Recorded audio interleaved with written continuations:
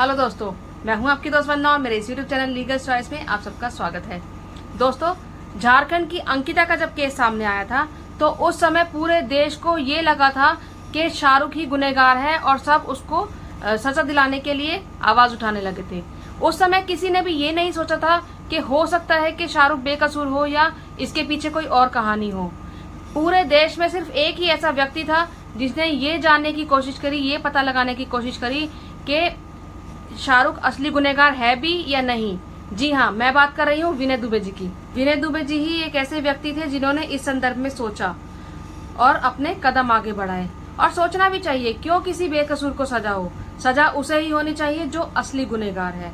तो उन्होंने अपने कदम आगे बढ़ाए, लेकिन इस कदम पर बहुत से लोगों ने उनको उल्टा सीधा कहा, गालियां बकी, बहुत कुछ कहा, लेकिन उन्होंने अपने कदम पीछे नहीं खींचे। वो झारखंड गए और वहां जाके उन्होंने बहुत सारे ऐसे काम किए जो कि सच्चाई पता लगाने के लिए जरूरी थे। उनके इस कदम से बहुत सारे लोगों को प्रॉब्लम होने लगी। वो लोग जो कि हर समय मुस्लिम्स को टारगेट करते हैं और हर समय हिंदू मुस्लिम में नफरत फैलाने की कोशिश करते हैं, ऐसे लोगों को स्पेशली उनसे प्रॉब्लम होने लगी। वैसे तो इन लोगों को हर उस व्यक्ति से प्रॉब्लम होती है जो मिलके रहने की बात करता है। ऐसे में एक महिला सामने आती है जो बहुत ही बदतमीजी से विनय दुबे जी के लिए बात करती है, बहुत ही उल्टे सीधे शब्दों का प्रयोग करती है और साथ में इस बात का भी दावा करती है कि शाहरुख ने अपना जुर्म कबूल कर लिया है। इस बात के ऊपर विनय दुबे जी ने उसको आड़े हाथ लिया है और बहुत ही अच्छे से उसका जवाब दिया है। इसमें उन्होंने एफआईआर को ध्यान में रखते हुए वो सारी पॉसिबिलिटीज भी बताई हैं कि क्या हो सकता है और क्या नहीं हो सकता है। जब आप सुनेंगे तो आपको समझ में आएगा। तो चलिए देखते हैं कि क्या क्या पॉसिबिलिटीज विनय दुबे जी ने बताई हैं और उस महिला को किस तरीके से जवाब दिया है। हाँ तो मैडम बोलिए। विनय दुबे जी, मैं आपसे यही सवाल करना चाहती हूँ। अब आप बताएं। अब आप बताएं।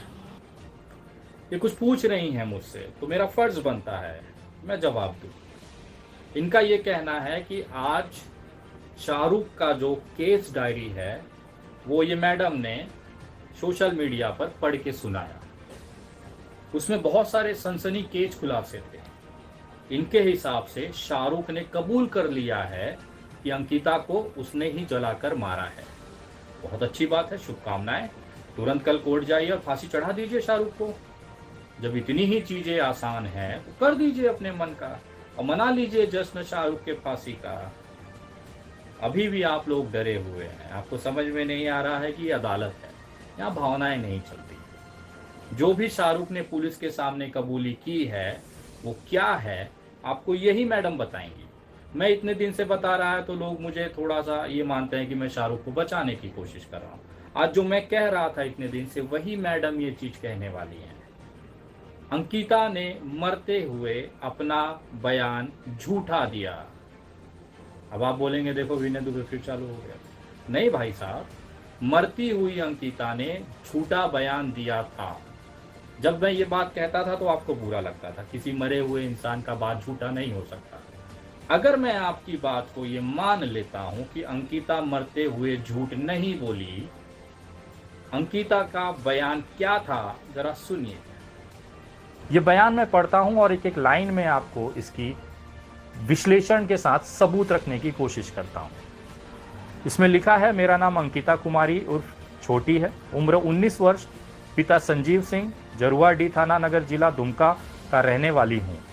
आज दिनांक 23 अगस्त 2022 समय 8:30 बजे दुमका के PJMCH अस्पताल के बर्न वार्ड के बेड नंबर 10 से कार्यपाहक दंडाधिकारी महोदय, एक मजिस्ट्रेट होते हैं जिनका नाम है श्री चंद्रजीत सिंह जी, एवं नगर थाना दुमका से आए हुए ओम प्रकाश सिंह, इनके समक्ष में अपना बयान पूरे होश हवास में बिना किसी गम, लालच एवं दबाव के दे रही हूं कि आज से करीब 10 दिन पूर्व जरुआडीह का एक लड़का जिसका नाम शाहरुख है, वह मेरे किसी सहेली से मेरा मोबाइल नंबर लेकर अपने मोबाइल से मुझे बार बार फोन करके परेशान करने लगा।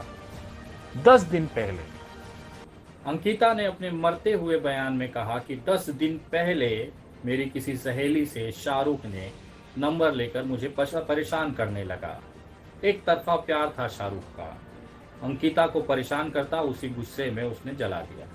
अब आइए मैडम से सुनते हैं कि आखिर उस समय हुआ क्या था। तो मैडम जरा इन लोगों को विस्तार से बताइए, मैं बोलूंगा तो ये नहीं मानते, तो अगर आप ही बोल दीजिए कि पुलिस ने इन्वेस्टिगेशन में शाहरुख के मुंह से क्या निकलवाया है। जरा शुरू करिए मैडम। क्या है ये लेटर, क्या है, क्या कहता है ये लेटर? ये लेटर है आपका केस डायरी इसको कहते हैं, और ये अपराध स्वीकारोक्ति बयान है मोहम्मद शाहरुख हुसैन का। जैसा कि आप देख पा रहे होंगे, ये हमने नहीं बनाया है और ना ही किसी शाहरुख के घर वाले या मेरे घर वाले किसी ने नहीं बनाया, ये पुलिस के द्वारा बनाया गया है। और स्वीकारोक्ति बयान यानी कि उसने स्वीकार किया है। 2 मिनट में पढ़ के बताना चाहूँगी। पदाधिकारी के समक्ष हुआ है। दबाव या लालच में मैं अपना स्वीकारोक्ति बयान यह जानते हुए दर्ज कराता हूं कि यह बयान मेरे विरुद्ध न्यायालय में प्रस्तुत किया जाएगा। नाम शाहरुख हुसैन, उम्र 22 वर्ष, पिता का नाम ताहिर हुसैन, मां का नाम कुरैया बीबी, पता जरवाडी थाना, नगर थाना, जिला दुमका। भाई 2, एक स्वयं, दूसरा सलमान हुसैन, गैरेज में काम करता है। वैवाहिक स्थिति अविवाहित, पैतृक संपत्ति जो है चली जाने दीजिए। अब ठीक है। मोहम्मद छोटू उर्फ नईम, अपराधी के सहयोगी। अब है कि अपराध स्वीकारोक्ति बयान। मेरा अपराध स्वीकारोक्ति बयान है कि मैं घर का छोटा बेटा हूँ। मेरे पिताजी का देहांत कुछ वर्ष पहले हो चुका है। मेरा बड़ा भाई दुधानी मिशन के पास हासी मोटर गैरेज में मिस्त्री का काम करता है। मैंने 8वीं तक की पढ़ाई की है। घर की आर्थिक स्थिति ठीक नहीं रहने के कारण मैंने पढ़ाई बीच में छोड़ दी। मजदूरी का काम करके अपना जीवन यापन चलाने लगा। मेरी जान पहचान बस्ती में रहने वाले अंकिता कुमारी से कुछ वर्ष पूर्व हुई थी तथा हम लोगों के बीच में फोन पर अक्सर बातें होती रहती थी तथा कभी कभार बाहर भी घूमने जाया करते थे। मतलब मरती हुई अंकिता झूठ बोल रही है या तो शाहरुख झूठ बोल रहा है? कौन झूठ बोल रहा है ये अदालत तय करेगी। लेकिन मामला अभी यहाँ तक नहीं रुका है, मामला आगे बढ़ चुका था। अगला क्या हुआ जरा मैडम बताइए। कुछ महीना पूर्व मुझे एवं अंकिता को अंकिता के रूम से अंकिता के परिजनों ने पकड़ लिया और दोनों का जमकर पिटाई हुई थी। उसी समय से हम लोगों के बीच मिलना जुलना कम हो गया, परंतु फोन पर बातचीत होती रहती थी। अंकिता और शाहरुख को अंकिता के घर में जहां पर वो जली थी उसी कमरे के अंदर शाहरुख और अंकिता को स्थिति में परिवार ने पकड़ा था। दोनों को मारा गया। ये स्टेटमेंट पुलिस के केस डायरी के अंदर शाहरुख ने कबूलनामे में बोला है। आज तक मैंने कोई भी इंटरव्यू अंकिता के पिताजी का, बहन का, दादा का, दादी का, भतीजी का, मामी का, नानी का, किसी का नहीं सुना जिसमें इस घटना का जिक्र हुआ हो। क्या शाहरुख झूठ बोल रहा है कि अंकिता को बहुत पहले से जानता था? और अगर शाहरुख सही बोल रहा है तो फिर अंकिता ने झूठ क्यों बोला कि 10 दिन पहले से? और अगर अंकिता सही बोल रही है तो इस बात पर कैसे विश्वास किया जाए कि इसने जो हत्या की कबूली की है वो सही है? मसला ये होता है कि पुलिस ने जो कहानी बनाई है अपने रिपोर्ट में, क्या वो वास्तविकता से मिलता है? आगे की कहानी जब मैडम आपको सुनाएंगे तो आप हंस हंस के पेट में दर्द होने लगेगा। एक इतना गंभीर विषय, एक इतना बेरहमी से किसी लड़की को जला कर मार दिया गया और उस पर पुलिस इस तरह का केस डायरी में बयान दर्ज कर रही है। मैं इस पे कोई टिप्पणी नहीं करना चाहूंगा। मुझे जो बोलना है मैं अदालत में बोलूंगा। लेकिन सुनिएगा उस दिन 22 अगस्त को हुआ क्या था। कल दिनांक 22/8/2022 को शाम में मैंने अंकिता कुमारी को एक लड़के के साथ दुमका मार्केट में घूमते हुए देखा तो अंकिता से उस लड़के के बारे में पूछने लगा। तब अंकिता कुमारी ने मुझे डांटते हुए बोला कि यह मेरा बॉयफ्रेंड है, तुम हम दोनों से दूर रहो, मैं तुमसे बात नहीं करना चाहती हूँ। तब मैं आग बबूला होते हुए वहाँ से चला गया और अंकिता कुमारी को किसी और का होता हुआ देख उसे रात में पेट्रोल से आग लगाकर जान से मारने का मन बना डाला कि यदि अंकिता मेरी नहीं हो सकती है तो मैं किसी का नहीं होने दूंगा। डर वाला शाहरुख खान। वाह, क्या कहानी बनाई है कि अगर अंकिता मेरी नहीं हो सकी तो मैं किसी का होने नहीं दूंगा। मतलब अंकिता का एक तीसरा बॉयफ्रेंड भी इसमें एंट्री कर चुका था। शाहरुख अंकिता के अलावा एक ट्रायंगल तैयार हो चुका था। अंकिता बोर हो चुकी थी शाहरुख से, तो शायद नया बॉयफ्रेंड। मैं चरित्र पे सवाल नहीं उठा रहा। ये पुलिस रिपोर्ट में मैडम ने खुद बताया कि तीसरे लड़के के साथ देखने पर शाहरुख आग बबूला हो गया। डर फिल्म का शाहरुख खान। वाह। अब देखते हैं कि आगे क्या हुआ। मकसद पता चल गया आपको हत्या करने का, कि उसने तीसरे लड़के के साथ शाहरुख को देखा जिसकी वजह से हत्या का प्रयास हुआ। अब आते हैं असली। देखिए, अंकिता को मारा है पेट्रोल ने, कि जो असली हत्यारा है ना ये पेट्रोल है। हम खोज रहे हैं पेट्रोल डालने वाले। तो ये जो पेट्रोल की भूमिका है ना, बहुत ही दिलचस्प है। और दुमका पुलिस इतना बेहतरीन रिपोर्ट बनाई है कि आप सुनने के बाद आपके ज़मीन की पैर जो है ना, पैर के नीचे ज़मीन खिसक जाएगी और आपको लगेगा कि कहीं मंगल ग्रह पे ऐतिहासिक एलियन वॉर तो नहीं चल रहा है। आइए आपको ले चलते हैं उस वास्तविकता में जहां पर पेट्रोल की कहानी आपको बताते हैं। तो मैडम ज़रा बताइए कि 22 अगस्त को क्या हुआ। तथा करीब समय 7:30 बजे शाम बस स्टैंड जाकर चाय दुकान पर गया। वहां से सिगरेट और माचिस खरीदकर सिगरेट पिया और माचिस लेकर जरुआडी चौक पहुंचा। जरुआडी चौक में मेरा बाइक का पेट्रोल खत्म हो गया। तब मैंने अपने दोस्त मोहम्मद छोटू उर्फ नईम को कॉल किया। नईम सेकंड अपराधी, नईम उर्फ छोटू करके बोला कि मेरा मोटरसाइकिल में पेट्रोल खत्म हो गया, तुम पेट्रोल लेकर आओ। तब मेरा दोस्त छोटू गौशाला के पास वाले पेट्रोल पंप से 60 रुपए का पेट्रोल एक बोतल में भर कर लाया और मैं उसको 60 रुपया पेट्रोल का पैसा दिया और मेरा दोस्त छोटू चला गया। तभी मैंने आधा पेट्रोल गाड़ी में डाला और आधा पेट्रोल घर ले चला गया। बेहतरीन। शाहरुख घर से निकलता है, सिगरेट और माचिस खरीदता है, माचिस जेब में रखता है। जरुआडी चौक पर पहुंचने के बाद शाहरुख के गाड़ी का पेट्रोल खत्म हो जाता है। वो नईम को फ़ोन लगाता है, नईम पेट्रोल पंप जाता है और 60 रुपए का पेट्रोल खरीद कर लाता है। शाहरुख नईम को 60 रुपया देता है। शाहरुख वो पेट्रोल जो 60 रुपए का आया है उसमें से आधा पेट्रोल वो अपने गाड़ी में डालता है और आधा पेट्रोल घर ले जाता है। समझ रहे हैं? ये मैं नहीं कह रहा हूँ, केस डायरी में मैडम आपको बताई। आपको चाहिए तो जरा एक बार फिर से सुन लीजिए। जरुआडी चौक में मेरा बाइक का पेट्रोल खत्म हो गया। तब मैंने अपने दोस्त मोहम्मद छोटू उर्फ नईम को कॉल किया। नईम सेकंड अपराधी, नईम उर्फ छोटू करके बोला कि मेरा मोटरसाइकिल में पेट्रोल खत्म हो गया, तुम पेट्रोल लेकर आओ। तब मेरा दोस्त छोटू गौशाला के पास वाले पेट्रोल पंप से 60 रुपए का पेट्रोल एक बोतल में भर कर लाया और मैं उसको 60 रुपया पेट्रोल का पैसा दिया और मेरा दोस्त छोटू चला गया। तभी मैंने आधा पेट्रोल गाड़ी में डाला और आधा पेट्रोल घर ले चला गया। क्लियर है? मैं ये बात नहीं कह रहा हूँ, मैडम बता रही है। 60 रुपए का पेट्रोल। एक बात बोलिए कि आज झारखंड में, गूगल जी जरा बताइए, आज झारखंड में 1 लीटर पेट्रोल कितने का है? 100 रुपए का। 100 रुपए का 1000 ml आता है। 60 रुपए में कितना तेल आएगा? 600 ml, आधा लीटर से थोड़ा ज़्यादा। शाहरुख ने वो पेट्रोल जो मिला था उसमें से आधा पेट्रोल गाड़ी में डाला, जैसा मैडम बता रही हैं। शाहरुख ने अपने कबूलनामे में ये माना है कि मैंने आधा पेट्रोल गाड़ी में डाला और आधा पेट्रोल मैं घर ले गया अंकिता को जलाने के लिए। 600 ml का आधा कर दीजिए तो 300 ml इतना होता है। 300 ml, ये 250 ml का बोतल है। 20 रुपए का स्प्राइट आता है, 20 रुपए का थम्स अप, वो 250 ml होता है। थोड़ा सा और बढ़ा दीजिए 300 ml। ये 300 ml पेट्रोल में एक लड़की 90% जल जाती है। जैसे अंकिता के पिताजी रो रो के बोल रहे थे कि वो आग का गोला हो गई। इतने से पेट्रोल में आपके आसपास कोई डॉक्टर होगा तो चले जाइएगा, उससे पूछिएगा कि ये 300 ml पेट्रोल बॉडी पे डालने के बाद कितने % बर्निंग होती है सोए हुए स्थिति में। पीठ पे डाला गया था।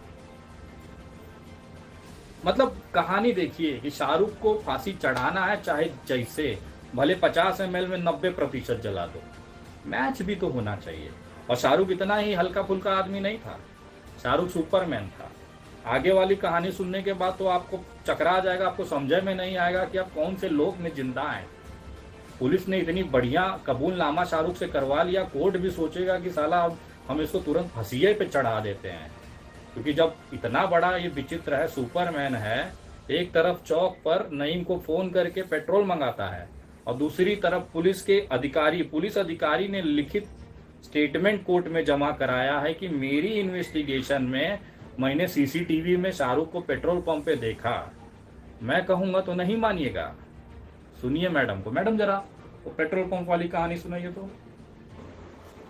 ये गुनगुन पेट्रोल पंप है। वहाँ का सीसीटीवी फुटेज में अवलोकन में पाया दिनांक 22/8/2022 को करीब 8:40 पर और 20:50 यानी 8:50 बजे तक बीच में शाहरुख एवं लड़के के साथ मोटरसाइकिल से पेट्रोल पंप में आते देखा गया तथा शाहरुख प्लास्टिक बोतल लिए मोटरसाइकिल के पीछे बैठा था। सीसीटीवी कैमरा फुटेज में पीछे बैठा लड़का शाहरुख ही था और वह कुछ भी। फिर शाहरुख नईम आके पेट्रोल दिया डाला। एक ही शाहरुख दो जगह कैसे हो सकता है? या तो वो चौक पे इंतजार कर रहा था या तो नईम के साथ सीसीटीवी फुटेज में था। आप ही की दो तरह की बातें हैं, कौन सी बात को सही मानेंगे? शाहरुख दो बातें कर रहा था कि नहीं मैं चौक पे इंतजार भी कर रहा था और उसके साथ बाइक पे भी चला गया था। मतलब इतनी बड़ी कहानी। 7:30 बजे वो चौक पे था और 8:40 से लेके 8:50 पे वो सीसीटीवी में दिख जाता है बाइक पे नईम के साथ पेट्रोल लेता हुआ, हाथ में डब्बा। पुलिस अधिकारी ये बात लिख रहा है, ये सबसे बड़ा चौंकाने वाली बात है। वो कबूल कर रहा है पुलिस अधिकारी कि हमने सीसीटीवी में शाहरुख को देखा, पहचान भी हो गई, गाड़ी का नंबर भी दिख गया, सब हो गया। मतलब जो चौक पे इंतजार कर रहा था, ये बयान शाहरुख ने झूठ बोला। अगर चौक वाली बात झूठ है तो शाहरुख ने ये जो कबूल किया है कि मैंने जलाया है, इसको आप सच कैसे मान सकते हैं? या तो पूरा पूरा सच होगा या तो पूरा पूरा झूठ होगा। अंकिता का बयान पूरा पूरा सच होगा या तो पूरा पूरा झूठ होगा। चलिए मान लेते हैं कि चीजें अब अदालत में डिस्कस होगी, कौन सा क्या सही है कौन गलत है। अब आते हैं उस दिन जिस दिन शाहरुख ने पेट्रोल डाला, सुबह 4 बजे क्या हुआ मैडम, जरा बताइए पब्लिक को। और सुबह के करीब 4 बजे उठकर अंकिता कुमारी उर्फ छोटी के घर के पीछे से उसके खिड़की के पास गया। क्योंकि मुझे पता था कि वह उसी बेड पर सोई है, मैं अपने से बोतल का ऊपरी हिस्सा काट कर फेंका और अपने हाथ को खिड़की के अंदर डालकर आधा कटा हुआ बोतल पेट्रोल समेत अंकिता के पीठ पर छिड़क दिया और तुरंत माचिस मारकर वहां से जाने लगा। कुछ दूर जाने पर उसकी चिल्लाने की आवाज सुनाई दी और अंकिता खिड़की के पास खड़ी हो गई और मुझे देख ली। तब मैं कुछ दूर में माचिस का डब्बा और पेट्रोल लाया, प्लास्टिक बोतल का ऊपरी हिस्सा को गली में फेंक कर भाग गया। बाद में पुलिस मेरे घर आई और मुझे उठाकर थाना ले आई। मैं आग लगाने में इस्तेमाल किए माचिस प्लास्टिक बोतल का ऊपरी हिस्सा जिसमें पेट्रोल लाया था, वह जिससे घटना को अंजाम दिया था, जिसे चलकर आप पुलिस पदाधिकारी को बरामद करा सकता हूँ। यह मेरा अपराध स्वीकारोक्ति बयान है। मैं अपने बयान को पढ़कर व पढ़वा कर सुन व समझ लिया तथा सही पाकर अपना हस्ताक्षर बना दिया। तो आप लोगों को पता चल गया शाहरुख ने कैसे जला दिया। वो 4 बजे आता है, कहाँ सोती है उसे पता होता है, खिड़की में हाथ डाल के पेट्रोल छिटक देता है, फेंक देता है। लड़की खड़ी होती है जलती हुई अवस्था में, लेकिन बाल नहीं जलता। पेट्रोल लगा है शरीर में, 90% जली हुई लड़की जैसा इनका परिवार क्लेम कर रहा था, मीडिया क्लेम कर रही थी। एक तरफा प्रेम में आशिक ने एक लड़की को, नाबालिग लड़की को जला दिया। लड़की खड़ी होती है, अभी मैडम ने कहा, नहीं सुना तो फिर से सुनिएगा। मैडम जरा बताइए, अंकिता आग लगने के बाद खड़ी हुई थी। कुछ दूर जाने पर उसकी चिल्लाने की आवाज सुनाई दी और अंकिता खिड़की के पास खड़ी हो गई। अंकिता की चीखने की आवाज आई, देखा तो अंकिता खड़ी हुई थी। खड़ी हुई लड़की लपटे ऊपर की तरफ जाती है, लेकिन बाल नहीं जला, चेहरे तक रह गया, बाल नहीं जला, एक बाल नहीं। लड़की सोते समय पूरा बाल बांध के सोई थी, चाहे जिस स्थिति में रहे। अगर आप लाइटर से माचिस, सिगरेट पीने वाले हैं और अगर कभी कभी आप लाइटर जलाते हैं तो आपकी भौहें और आपका जो हाथ का जो बाल है कभी कभी जल सकता है। लेकिन लड़की पेट्रोल में 90% जली हुई, उसका एक बाल नहीं जला। ये तो कहानी इतनी रोचक बना दी गई है ना, तो अब शाहरुख को तो कोई बचा ही नहीं सकता फांसी होने पे। जज साहब भी देखेंगे, बोलेंगे अरे मोरे मैया ये का लेके आए हो भाई साहब। और दूसरी बात, जो लोग जश्न मना रहे हैं ना, शाहरुख को तो अब कोई बचा नहीं सकता, फांसी ही होगी। रुको जरा, सुप्रीम कोर्ट ने एक गाइडलाइन दी है, आपके स्क्रीन पे दिख रहा है 2022 में, कि पुलिस कस्टडी के अंदर आरोपी ने जो भी बयान दिया है उसे कोर्ट मंजूर नहीं करता है। मैडम आप तो खुद एडवोकेट हैं, ऐसा सुनने में आया है, आपको तो पता होगा। जी हाँ, पुलिस के सामने दिया हुआ बयान मायने नहीं रखता है, वही बयान मायने रखता है जो आरोपी कोर्ट के अंदर जज के सामने देता है। तो देखा आपने किस तरीके से विनय दुबे जी ने इस महिला की धज्जियां उड़ा दी।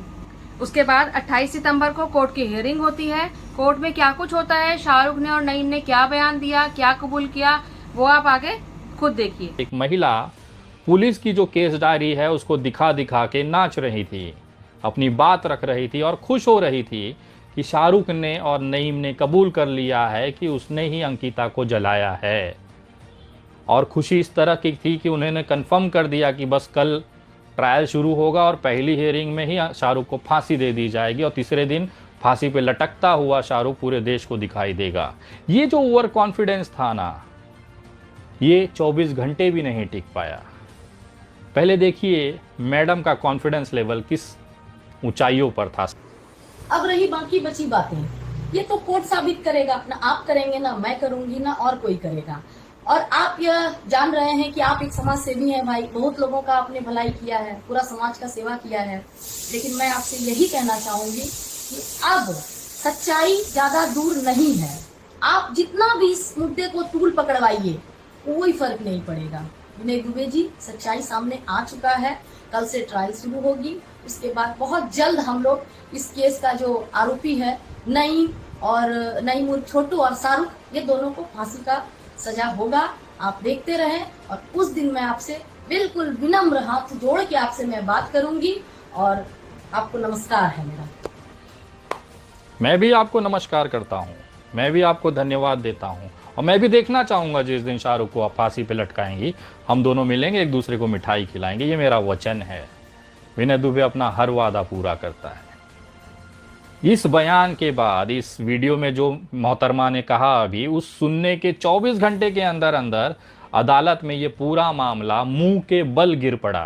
दुमका के चर्चित पेट्रोल हत्याकांड के दोनों आरोपी शाहरुख व नईम के खिलाफ आरोप गठित। पॉक्सो कोर्ट में वीडियो कॉन्फ्रेंसिंग के माध्यम से पेश हुए दोनों आरोपी। दुमका के पॉक्सो कोर्ट ने पेट्रोल हत्याकांड के दोनों आरोपी शाहरुख हुसैन और नईम उर्फ छोटू खान के खिलाफ आज मंगलवार को आरोप गठित कर दिया है। दोनों आरोपियों को केंद्रीय कारा से वीडियो कॉन्फ्रेंसिंग के माध्यम से कोर्ट में हाजिर किया गया। पॉक्सो कोर्ट के विशेष न्यायाधीश सह प्रथम अपर जिला एवं सत्र न्यायाधीश रमेश चंद्रा ने दोनों को उन पर लगे आरोपों को पढ़कर सुनाया और पूछा कि क्या वे अपना अपराध स्वीकार करते हैं। इस पर दोनों आरोपियों ने सभी आरोपों से इनकार करते हुए खुद को निर्दोष करार दिया। अंकिता के हत्यारे शाहरुख व नईम ने न्यायालय में आरोपों से किया इनकार, कहा निर्दोष है, झूठा फंसाया गया। अंकिता हत्याकांड का आरोपी शाहरुख व नईम के खिलाफ आरोप गठित। अंकिता हत्याकांड के दोनों अभियुक्तों शाहरुख हुसैन और नईम उर्फ छोटू खान के खिलाफ मंगलवार को आरोप गठित कर दिया। दोनों अभियुक्तों को मंगलवार को सेंट्रल जेल से वीडियो कॉन्फ्रेंस के माध्यम से कोर्ट में हाजिर किया गया। उपराजधानी दुमका के पॉक्सो कोर्ट के विशेष न्यायाधीश सह प्रथम अपर जिला एवं सत्र न्यायाधीश न्यायालय रमेश चंद्रा की कोर्ट ने दोनों अभियुक्तों को उन पर लगे आरोपों को पढ़कर सुनाया और पूछा क्या वे अपना अपराध स्वीकार करते हैं। इस पर दोनों अभियुक्तों ने सभी आरोपों से इनकार करते हुए कहा कि मैं निर्दोष हूँ। कल 27 सितंबर को इस ट्रायल की पहली सुनवाई थी, पहली, जिसमें वीडियो कॉन्फ्रेंसिंग के जरिए नईम और शाहरुख को जेल के अंदर से माननीय न्यायमूर्ति श्री रमेश चंद्रा जी की अदालत में हाजिर किया गया वीडियो कॉन्फ्रेंसिंग के जरिए। माननीय न्यायमूर्ति जी ने आरोप पढ़े, वहां पर शाहरुख और नईम के ऊपर जो आरोप लगे थे वो दोनों को पढ़ के सुनाया। उनको बताया कि पुलिस केस डायरी में आपने अपने अपराधों को स्वीकार किया है, आपने कबूल किया है कि अंकिता को आपने जलाया है, आपके ऊपर ये धाराएं, ये कार्रवाई की मांग प्रशासन की तरफ से की गई है, इस पे आपका क्या कहना है। जब जज साहब ने ये सवाल नईम और शाहरुख से पूछा तो शाहरुख और नईम के मुंह से जो शब्द निकले वो सुनने के बाद आप भौचक्के रह जाएंगे कि 2 दिन पहले पुलिस डायरी में अपना जुर्म जो है कबूल करने वाला शाहरुख और नईम जज साहब को ये कहता है कि सर हमें फंसाया जा रहा है, हमारी तरफ से कोई भी इस तरह का बयान नहीं है, पुलिस ने जहां हमें साइन करने के लिए कहा हमने किया, हम अपने आरोपों को मुकरते हैं, हमें इस आरोपों से कोई संबंध नहीं है, हम बेगुनाह हैं, आप हमारे साथ इंसाफ करिए। जिस 2 दिन पहले कुछ महिलाएं अंकिता के परिवार की तरफ से मिठाई बांट रही थी, एक दूसरे को रसगुल्ला खिला रही थी कि अब तो अंकिता के कातिल शाहरुख को हम फांसी चढ़वा ही देंगे, अगले ही दिन कुछ घंटों के बाद सुनवाई शुरू होते ही उनका जो रसगुल्ला था वो मुनुक्का बन गया।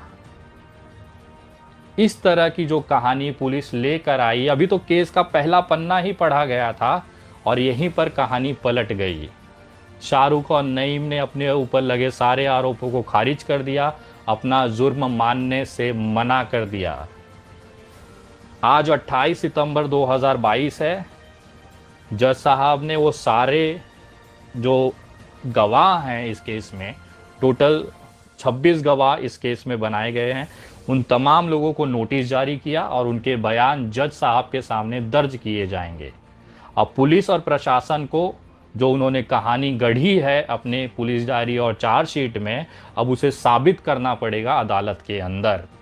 और अगर कहीं पर भी सरकारी पक्ष, अंकिता का परिवार या पुलिस कमज़ोर हो गई ये साबित करने में, मैं आपको गारंटी के साथ बोल रहा हूं, शाहरुख और नईम जेल के बाहर होंगे। ये दावा मैं इतने कॉन्फिडेंस से कह रहा हूं कि जिस तरह से पुलिस ने दो युवा लड़के जिनकी 22 साल की उम्र है, उनको जिस तरह से इस हत्याकांड में बलि का बकरा बनाया गया, वो पूरे देश ने देखा। जिस तरह से भारतीय जनता पार्टी ने दुमका की सड़कों पर हिंदू मुसलमान को लेकर नंगा नाच किया, इस देश ने देखा। जिस तरह से भारतीय जनता की पार्टी की कार्यकर्ताएं और महिलाएं, नेताएं लगातार मुझे और निशांत वर्मा जी को टारगेट कर दुमका से दूर रखना चाहती हैं। विनय दुबे मुर्दाबाद, मुर्दाबाद, मुर्दाबाद। विनय दुबे मुर्दाबाद, मुर्दाबाद, मुर्दाबाद। विनय दुबे मुर्दाबाद, मुर्दाबाद। विनय दुबे मुर्दाबाद, मुर्दाबाद, मुर्दाबाद। विनय दुबे मुर्दाबाद, मुर्दाबाद, मुर्दाबाद। विनय दुबे मुर्दाबाद, मुर्दाबाद। उनका मेन उद्देश्य यही है कि ये केस शाहरुख की तरफ से कमजोरी से लड़ा जाए, ताकि शाहरुख को आरोपी बनाकर फांसी चढ़ा दी जाए और ये दिखा दिया जाए कि देश में जो मुसलमान कौम है वो लव जिहाद करके हिंदू लड़कियों का हत्या करता है। लेकिन वो भूल गए कि ये देश संविधान, अदालत और न्याय से चलता है। उनके कहने के हिसाब से ये देश नहीं चलेगा। भारतीय जनता पार्टी का पूरा जो प्रोपोगेंडा था झारखंड में हिंदू मुसलमान कर दंगा कराने का, वो कहीं ना कहीं विनय दुबे और निशांत वर्मा के आने के बाद फिसलता हुआ दिखाई दिया। शायद यही कारण था कि कोई भी नेशनल मीडिया अब इस मामले पर बात करने से बच रहा है। किसी भी सोशल मीडिया पर जस्टिस फॉर अंकिता नहीं चलाया जा रहा है।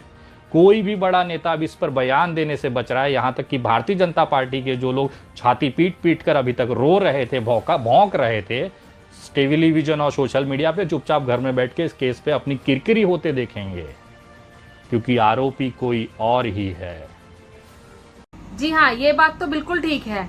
भाजपा सरकार में हमेशा हिंदू मुस्लिम को लेकर पूरा बवाल रहता है और गोदी मीडिया इस प्रोपेगेंडा को रन करने में अपना पूरा किरदार निभाती है। और अंकिता के केस को पूरी तरीके से राजनीतिक रंग दिया जा चुका था, जिस रंग को विनय दुबे जी ने पूरी तरीके से उतार दिया है। और ये बात भी सच है कि हमारा जो देश है वो संविधान से चलता है और संविधान से ही चलेगा, इसको कोई नहीं बदल सकता। हम तो बस यही चाहते हैं कि जो गुनहगार है वो सामने आए और उसको सजा हो, और जो बेगुनाह है वो बच जाए। आखिर में बस इतना ही कहूंगी कि इस नफरत के चक्कर में मत पड़िएगा, इस हिंदू मुस्लिम के चक्कर में मत पड़िएगा। अपने देश के बारे में सोचिएगा, अपने देश के विकास के बारे में सोचिएगा कि कैसे अपने देश को आगे बढ़ाना है। कुछ नहीं रखा इस जाति धर्म में, इस हिंदू मुस्लिम में कुछ नहीं रखा। जो मजा प्यार से रहने में है, मिल के रहने में है, वो मजा नफरत करने में, लड़ाई झगड़ा करने में, हिंदू मुस्लिम करने में नहीं। धन्यवाद।